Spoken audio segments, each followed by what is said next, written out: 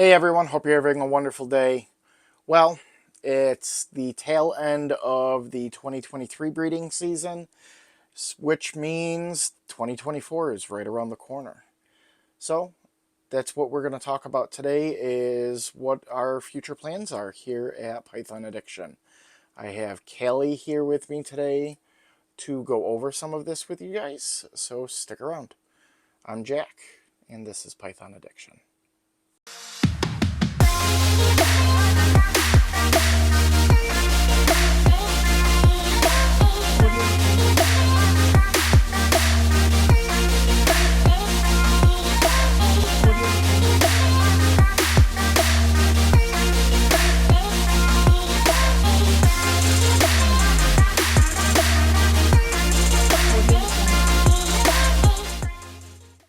Hey everyone, thanks for joining.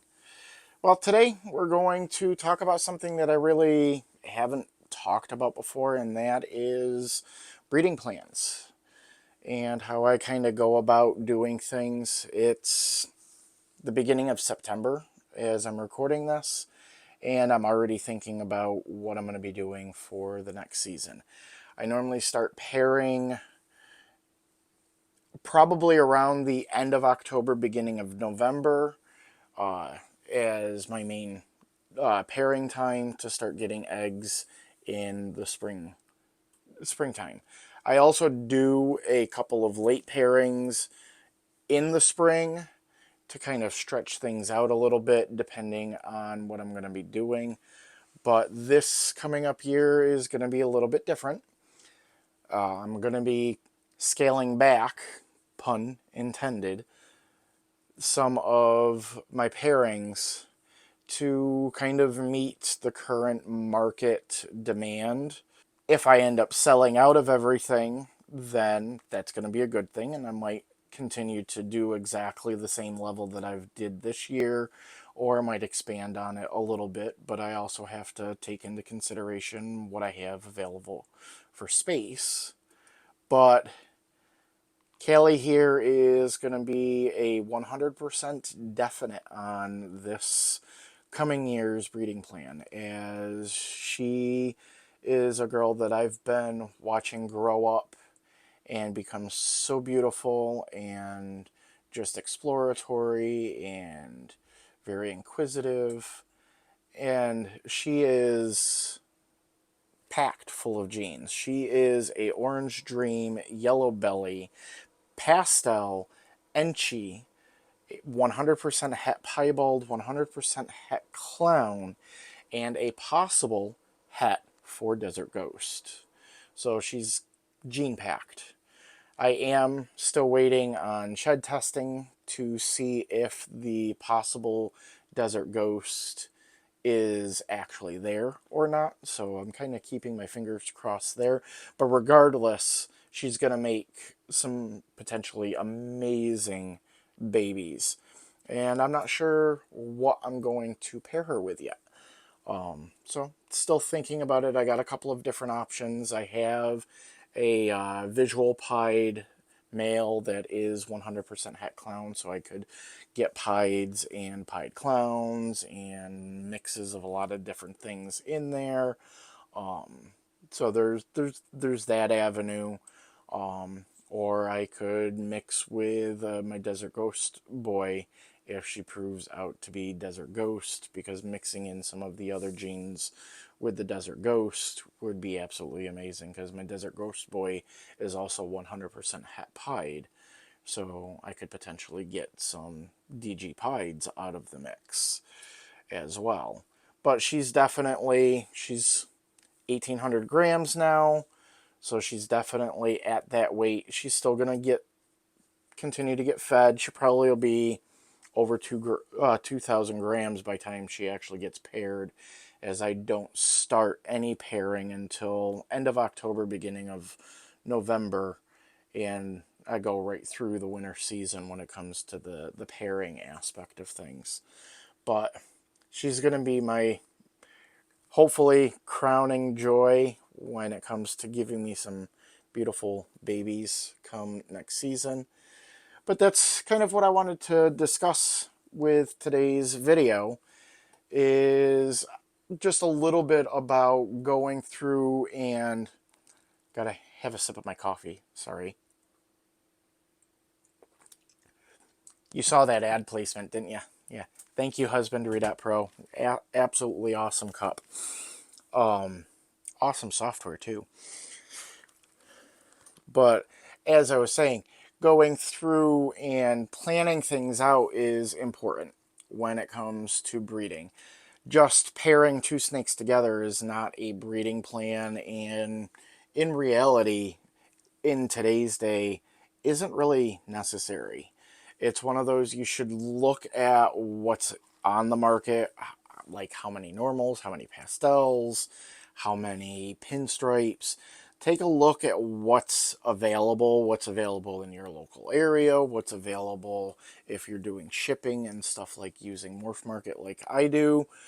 Those types of things you want to actually take a look at where you're going to find new homes or new owners for the offspring that you're producing. You don't want to just do a pairing and not have at least a thought process in your head in advance of where they're going to go for what you don't hold back at the end of the year type of thing. So that's one thing that I'm taking into consideration with the current market and what I have currently available. I'm going to wait and see what sells as I'm moving into a heavy show season because the fall shows are starting up. So I may have very few babies after the shows and stuff like that. My shipping season normally ends mid-October because of the weather here, so that can get a little squirrely when it comes to looking at what I have. So I like to try to find homes for things either locally or have everything ready to go and shipped out by that mid-October. Sometimes I can push it to late October, but generally speaking, the weather here in central New York is not very forgiving for the safety of the snakes when it comes to shipping, so I have to plan accordingly there. And that's also something that if you're a new breeder that you might want to take into consideration when it comes to what you're producing, when your seasons are, and everything like that. I try to have most of my pairing pretty much done to where I start getting eggs earlier on in the spring. So I have all of my hatchlings and everything pretty much available and ready to go by the end of spring, the beginning of the summer months. So I have a decent window for being able to do the shipping aspect, as well as also having stuff available for shows. So that's kind of what I wanted to talk about again today, was just those little aspects of taking into consideration when you're coming up with a breeding plan, of looking at the market when you're actually setting it up and looking at what you have and seeing if it's something that's going to be feasible or if it's better to wait a season. And that's never a problem. You should never try to rush doing a pairing just because, oh, they're ready to go. You should always look at the bigger picture of things when it comes to breeding and pairing up snakes if you're new to the game. So if you like this video, please do hit that like button, as that definitely lets me know that you like this type of content. If you want to hear more about my breeding plans and how I track everything, obviously I use Husbandry.pro to track it all. And if you're interested in learning more about Husbandry.pro or giving it a try, I do have an affiliate link that's right in the description below. I'll even post it right here. You can get a free 30-day trial just by going to that link and checking it out if you're not familiar with it. I love the software, and I am actually going to be doing a few different series. I'm not sure if I'm going to do it live or if I'm going to do like a pre-recorded series of right from the very bottom and up, moving up as to how I have the Husbandry.pro set up for what I do. Because I track more than just my snakes. I do also track my rodent breeding using the Husbandry.pro, so it's a very versatile app or software that can be used on your phone as well as on the computer. So if you haven't already done so, do take a look and check them out. Again, you can get a free 30-day trial, and you can try out any of the plans that they have available while you're doing that trial, and that's through Husbandry.pro. If you've made it this far and you have not done so already, please subscribe to the channel. And while you're at it, click that notification icon, as that'll let you know that when I put out new videos. With the Husbandry.pro stuff that I'm going to be doing, I'm going to be trying to push 2 videos a week, probably starting in October. That's not a guarantee, but I do at least 1 video a week on Mondays. And she's being Mrs. Squeezy now. She's just a cutie. You're just a cutie, aren't you? Yeah. I love her. Absolutely beautiful girl. Say hi to everyone.